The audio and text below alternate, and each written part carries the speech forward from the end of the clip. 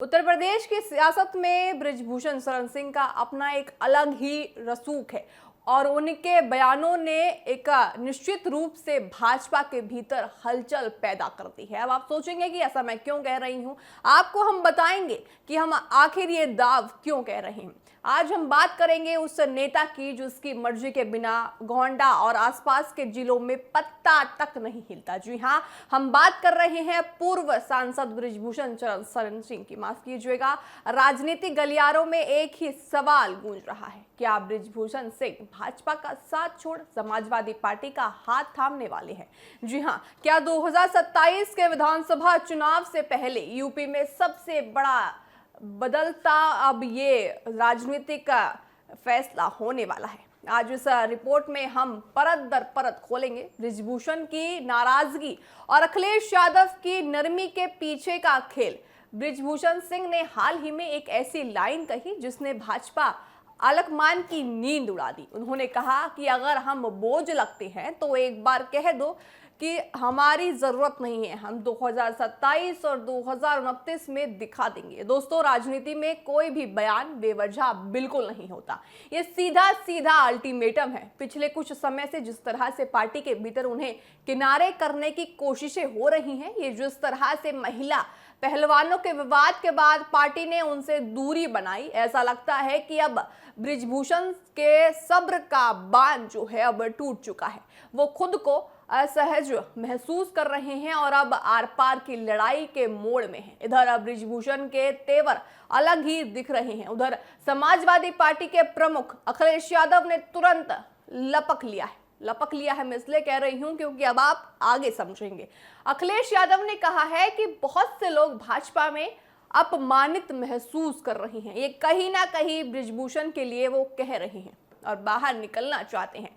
ध्यान देने वाली बात यह है कि जब भाजपा विधायक अनुपम जायसवाल से अखिलेश ने मुलाकात की तो बृजभूषण ने उनकी तारीफ की। उन्होंने इसे अखिलेश का बड़प्पन बताया। याद रखिए, राजनीति में दुश्मन का दुश्मन दोस्त अक्सर होता है। बृजभूषण और समाजवादी पार्टी का पुराना नाता भी रहा है। क्या 2027 में गोंडा की सीटों पर सपा और बृजभूषण का कॉम्बो भाजपा के लिए सिरदर्द होने साबित होने वाला है? ये बड़ा सवाल उठता है। अब सवाल यहाँ ये भी उठता है कि अगर बृजभूषण सपा में जाते हैं तो समीकरण आखिर क्या होंगे उत्तर प्रदेश के? क्या भाजपा बृजभूषण के बिना इस क्षेत्र में अपना किला बचा पाएगी? दूसरा सवाल, क्या अखिलेश यादव पहलवानों वाले विवाद के बावजूद बृजभूषण को स्वीकार करेंगे? क्या भाजपा उन्हें मनाने की कोशिश करेगी या फिर क्लीन अप अभियान के तहत उन्हें जाने दिया जाएगा? साथ ही कुछ सवालों के साथ साथ अब हम आपको बताएंगे कि बृजभूषण सिंह का भाजपा छोड़ना और सपा में जाना केवल एक दल बदल नहीं बल्कि पूरे अवध क्षेत्र की सियासी समीकरणों को उल्टाने वाली घटना है। जी हाँ, आपने जो 3 सवाल पूछे हैं, आपको मैं बता दूं कि जो हमने 3 सवाल पूछे हैं उनका गहन विश्लेषण और संभावित परिणाम यहाँ अब हम आपको बताएंगे। तो पहला हम आपको बताते हैं कि गोंडा में दबदबा जो है बृजभूषण का काफी रहा है। क्या भाजपा के बृजभूषण में किला बचा पाएगी, इसका सवाल हम आपको बताएंगे। तो आपको बता दें कि गोंडा, बहराइच, बलरामपुर और केसरगंज की राजनीति में बृजभूषण सिंह का दबदबा भाजपा से कहीं ज्यादा दिखता है। साथ ही बृजभूषण के पास करीब 50 से ज्यादा शिक्षण स्थान हैं। इन संस्थानों के जरिए उनका नेटवर्क गांव-गांव तक पहुंचता है। चुनाव के समय ये संस्थान चुनावी मशीनरी की तरह काम करते हैं। ठाकुर राजनीति का चेहरा भी बृजभूषण शरण सिंह है। इसमें यह भी दिखता है कि जो ठाकुरों की तरफ से वोट आती हैं वो समेटते हैं। अवध क्षेत्र में वह ठाकुरों के बड़े नेता माने जाते हैं। यदि वो भाजपा छोड़ते हैं तो भाजपा के लिए इस कोर वोट के थामे रखना बहुत ज्यादा मुश्किल हो सकता है।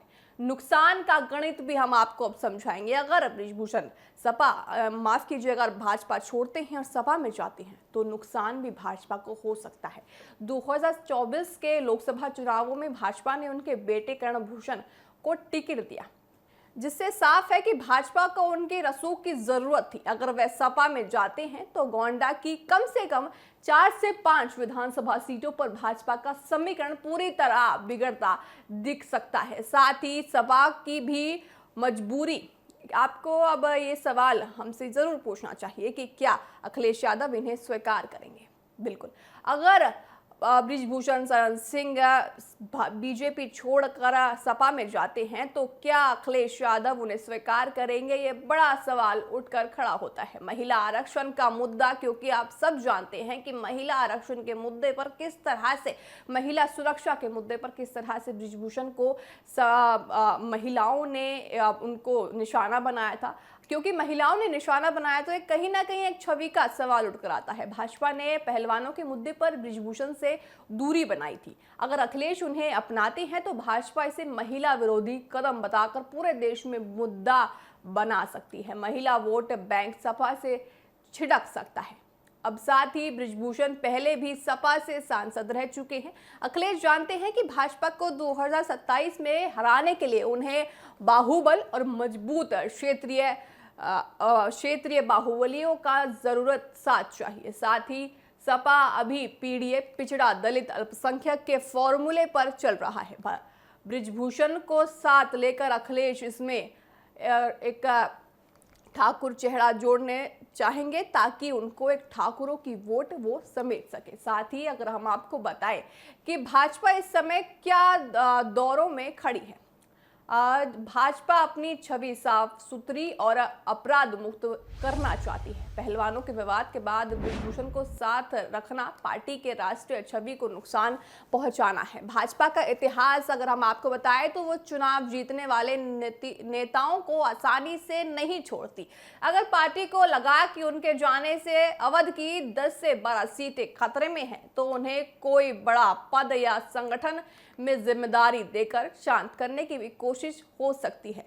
बृजभूषण का ये कहना कि हम बोझ हैं तो बता दो, ये दर्शाता है कि वो खुद भाजपा को टेस्ट कर रहे हैं। भाजपा उन्हें जाने देती है या संदेश जाएगा। पार्टी किस व्यक्ति से बड़ी है, लेकिन इसके कीमत उसे चुनावी सीटों के रूप में चुकानी पड़ सकती है। आपको बता दें कि बृजभूषण ने अभी तक इन खबरों का खंडन नहीं किया है। उनकी चुप्पी सबसे ज्यादा खतरनाक अभियान साबित हो रही है। अब कोई नेता चुप रहकर अपने समर्थकों के बीच शांति प्रदर्शन करता है तो समझिए कि जो स्क्रिप्ट है पहले ही लिखी जा चुकी है। 2027 का चुनाव यूपी की दिशा तय करेगा और बृजभूषण जैसे नेता ये तय करेंगे कि उस दिशा में किसका झंडा बुलंद होगा। क्या ये महज एक दबाव बनाने की राजनीति यानी प्रेशर पॉलिटिक्स है ताकि पार्टी में उनकी पूछ हो सके, या वाकई केसरिया रंग और साइकिल के लाल रंग में मिलने को अब बृजभूषण बेताब हैं। अब ये सवाल जो हैं खड़े हो रहे हैं कि 2027 के आने वाले विधानसभा चुनावों में बृजभूषण शरण सिंह क्या कदम उठाते हैं। क्या वाकई जो अब ये सवाल खड़े हो रहे हैं, ये अटकलें जो उठ रही हैं कि बृजभूषण अब बीजेपी छोड़कर सपा का या फिर किसी अन्य विपक्षी पार्टी का साथ थाम सकते हैं, ये हो सकता है या नहीं, ये विधानसभा के आने वाले चुनावों में हमें साफ तौर से देखने को मिलेगा। हालांकि यहाँ पे एक बात ये भी उठकर आती है, क्योंकि हमने आपको बताया कि बृजभूषण जो है ठाकुर समाज से आते हैं और वो काफी ज्यादा अपना वोट वहां पे लेते हैं। अगर भाजपा बृजभूषण को जाने देती है तो क्या भाजपा वहां अपना झंडा लहरा पाएगी, ये भी बड़ा सवाल खड़ा होता है। अगर बृजभूषण दूसरी पार्टी में जाकर शामिल होते हैं तो भाजपा वहां से किसको खड़ा करेगी, ये भी बड़ा सवाल उठकर आता है। बहरहाल ये सब जो चीजें अभी अटकलें जो लगाई जा रही हैं ये सब उनके एक बयान से हैं। अब देखने वाली बात होगी कि विधानसभा चुनावों में वो किस तरह से आगे कदम उठाते हैं। उनका एक बयान जो आया था, हम बोझ हैं तो ये बता दो, ये दर्शाता है कि वो खुद भाजपा को टेस्ट कर रहे थे। भाजपा उन्हें जाने देती है या संदेश जाएगी, ये पार्टी किसी भी व्यक्तित्व से बड़ी है। लेकिन आपको बता दें कि जो अटकलें हैं ये अक्सर आने वाले चुनावों से पहले लगती रहती हैं। अब इसका जो मोहर जब लगेगी, जब विधानसभा चुनाव होंगे और किस तरह से वहां पे विधानसभा चुनावों में बृजभूषण अपना गोंडा में दबदबा बनाए रखते हैं या फिर वो किसी और पार्टी में शामिल होते हैं, ये भी एक देखने वाली बात होगी। अब इसमें एक छवि का भी एक पॉइंट आता है, क्योंकि आपको बता दें कि बृजभूषण शरण सिंह पे पहलवानों के जो जिस तरह से विवाद वो खड़े हुए थे, अब उसमें छवि कहीं ना कहीं बीजेपी अपनी समेटती दिख रही है। अगर सपा में बृजभूषण शामिल होते हैं तो क्या सपा उनको अपनी जो महिला वोटर हैं उनको कहीं ना कहीं पीछे लेती दिख रही हैं? ये भी सवाल बड़ा खड़ा होता है। भाजपा इस समय एक दौराहे पर है।